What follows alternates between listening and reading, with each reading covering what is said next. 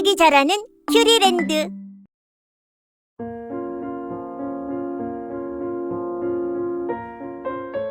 엄마, 어느덧 저도 성인이 됐어요.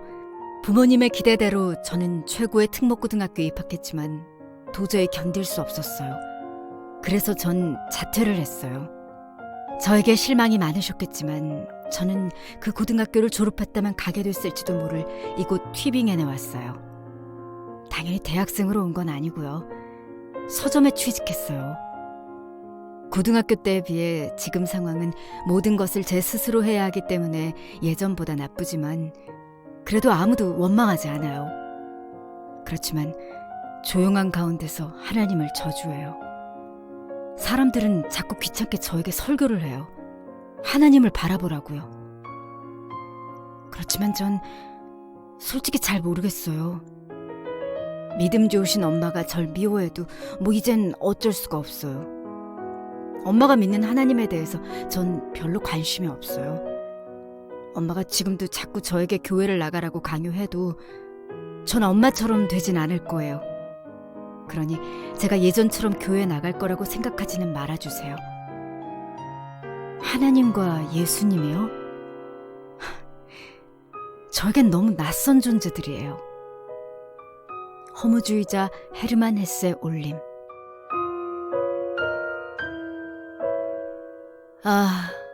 엄마한테 이렇게 편지를 써서 보내면 엄마가 까무러칠지도 모르겠지. 그렇지만 내가 이곳에서 어떻게 지내는지 알려야 하니까 어쩔 수 없지 뭐. 근데 어린 시절 그 기억이 떠오르네.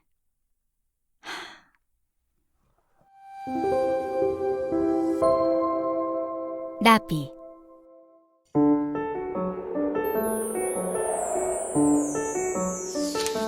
초등학교에 입학하고 취미에 대해 이리저리 접하기 시작하면서 나는 나비 채집을 하게 되었다. 처음에는 호기심으로 관심을 갖기 시작했는데 10살부터는 완전히 나비에 빠져들었다. 나비에 꽂히기 시작하면 밥 먹는 것도 수업 시간도 아무것도 기억나지 않고 오로지 나비 생각만 하게 되었다. 행여 나비를 놓치기라도 하는 날엔 밤새도록 속이 상해서 눈물을 흘리곤 했다. 부모님은 내 나비 채집 취미를 대수롭지 않게 여기셨다. 차라리 그 시간에 책을 읽거나 문제를 풀길 권하셨다. 그래도 난 나비를 잡으면 박스를 뒤집고 그 위에 나비를 붙여서 보관했다. 이것이 내 보물상자가 된 것이다. 그런데 나비 채집을 하는 친구들을 만나면 난 내 보물상자가 초라해 보여서 보여주기가 싫었다. 그 친구들의 나비 상자는 비싼 돈을 주고 산 것으로 튼튼하고 투명한 상자 안에 푸른색 천이 깔린 그런 화려하고 멋진 상자였다. 그 상자 속에 있는 나비는 마치 살아 움직이는 느낌인데 내 상자 속에 있는 나비는 나방처럼 흉물스럽게 보이거나 초라해서 더 이상 내 보물상자는 아무에게도 보여줄 수 없게 되었다. 그러던 어느 날 나는 곤충백과사전에서만 보던 푸른 날개 나비를 잡았다. 책에서만 보던 나비를 내 보물상자 안에 넣었다. 난 내 나비를 꼭 같은 동네 친구에게 보여주고 싶었다. 그 녀석은 의사선생님의 아들이고 이름은 에밀이다. 나와는 달리 항상 깔끔하고 세련된 옷을 입고 다녔고 친구들이 말하거나 행동할 땐 항상 못마땅하다는 표정을 짓곤 했다. 에밀의 나비는 내가 모은 것보다 한참 부족했지만 내 나비 상자를 보면 이건 보물 상자가 아니라 쓰레기 상자라도 된 것 같았다. 에밀은 우리 반에서 몇 안 되게 자기 방을 가진 부러운 아이였다. 내가 에밀의 집 현관에 이르렀을 때 그 녀석은 현관에 서서 들어오라고 하지도 않고 말을 꺼냈다. 뭐 신기한 거라도 잡았어? 나한테 보여줄 만한 나비가 있나? 응, 내가 푸른 날개 나비를 잡았어. 너도 이 나비 가지고 있나 해서. 어디 봐봐. 글쎄, 너 나비 붙이는 거 보니 되게 허접하다. 나비 날개를 고정시킬 땐 풀로 붙이는 게 아니라 얇은 핀으로 고정시켜야 오래 보관할 수 있어. 너 나비를 붙이는 것부터 다시 배워야겠다. 그리고 난 이 나비는 없지만 별로 갖고 싶지도 않아. 1,000원에 판다고 해도 글쎄다. 이건 100원도 안 될 것 같은데. 그 대화가 에밀과 나비에 대해서 말한 마지막 대화였다. 에밀은 이 나비 사건 때문에 2년간 내 관심에서 멀어졌다. 아니, 엄밀히 말하면 그 녀석 옆으로 가고 싶지 않았다. 어느 날 내가 다시 에밀과 친해지고 싶은 사건이 생겼다. 아니, 자존심을 버리고서라도 친해져야 하는 사건이다. 그 녀석이 비단 번데기를 길러서 커다란 산 굴뚝나비를 변태시키는데 성공했다는 소문이 퍼졌다. 산 굴뚝나비인 천연기념물 45호에 등록된 날개를 펴면 흑살색 두 눈동자가 선명하게 보이는 희귀한 나비다. 내가 2년 전에 잡은 푸른 날개 나비도 백과사전에 나오긴 하지만 에밀이 길러서 채집한 산 굴뚝나비는 천연기념물이니 그 가치는 내 것과도 비교가 되지 않는다. 나도 에밀의 산 굴뚝나비가 보고 싶어 견딜 수가 없었다. 그래도 2년 전 에밀로부터 당한 수치가 생각나서 차마 나비를 보여달라고 하는 말이 입에서 떨어지지 않았다. 그렇지만 산 굴뚝나비를 보는 것을 더 이상 미룰 수가 없을 것 같아 에밀에게 가기로 결심했다. 에밀! 에밀! 에밀! 에밀이 집에 없네. 그래, 오히려 잘 됐어. 에밀 몰래 나비만 얼른 보고 돌아가면 돼. 그럼 에밀한테 사과할 필요도 없고 에밀에게 싫은 소리도 듣지 않아도 되고 나비도 볼 수 있고. 그래, 어쩌면 지금이 유일한 기회인지도 몰라. 그렇게 나는 에밀의 방 문을 열었다. 그 녀석의 책상 앞에 펼쳐진 산 굴뚝나비의 모습은 내 시선을 다 빼앗아 버렸다. 내 얼굴은 이미 산 굴뚝나비에게로 다가가고 있었다. 가슴이 두근거리기 시작했다.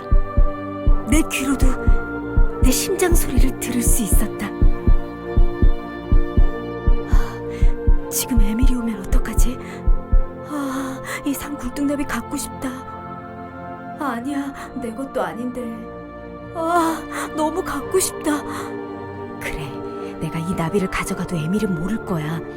나 혼자 이 나비를 보고 지금처럼 또 돌려주면 되잖아. 뭐 어때?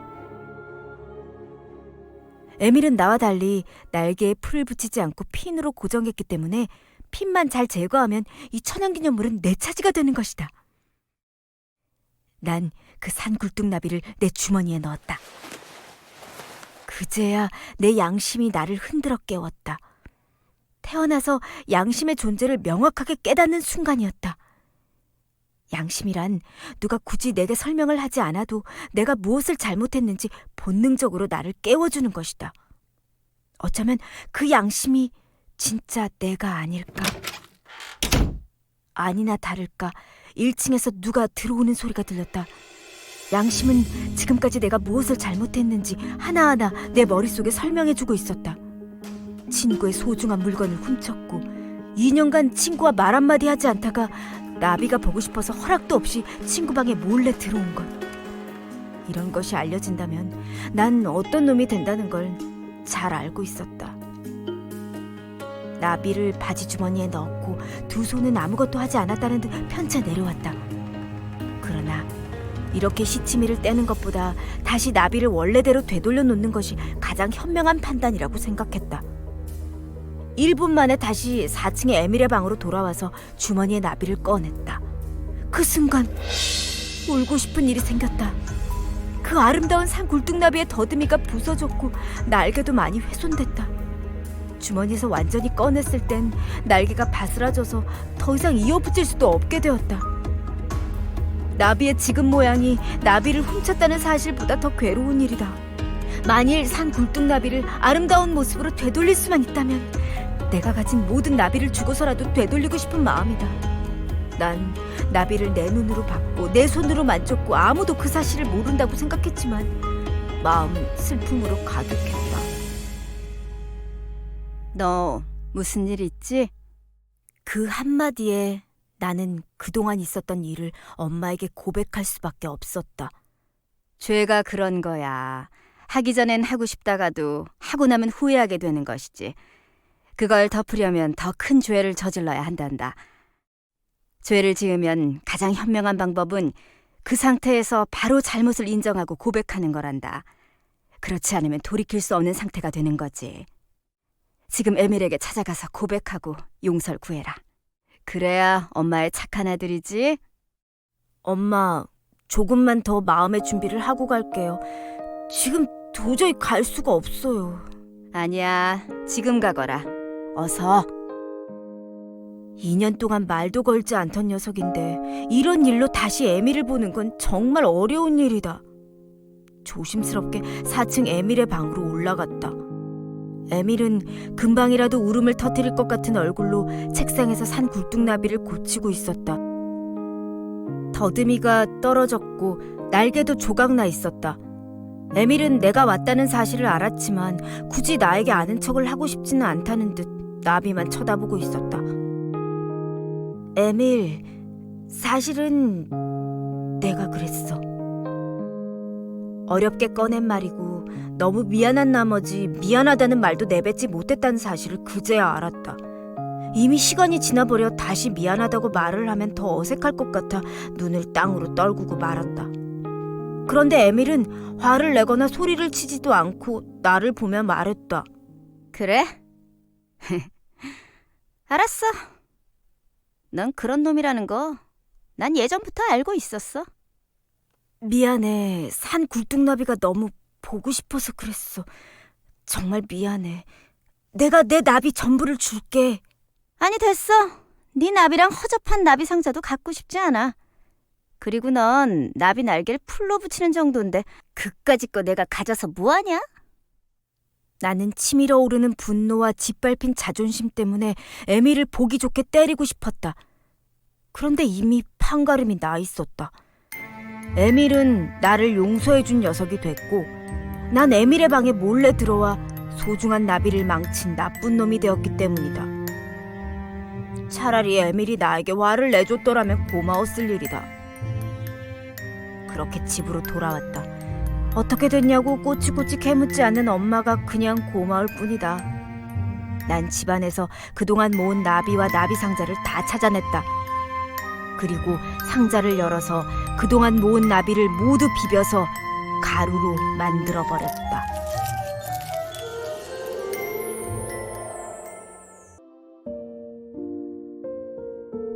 우리가 변화시킬 수 있는 것, 그리고 변화시켜야만 하는 것은 우리들 자신입니다. 우리가 남을 변화시키려고 해서 강요한다고 해서 다른 사람들이 변화되는 것은 아닙니다. 우리가 변화시켜야 할 것은 우리의 성급함, 이기적인 마음, 친구를 미워하는 것, 누군가를 용서하지 못하는 마음, 그런 것들입니다.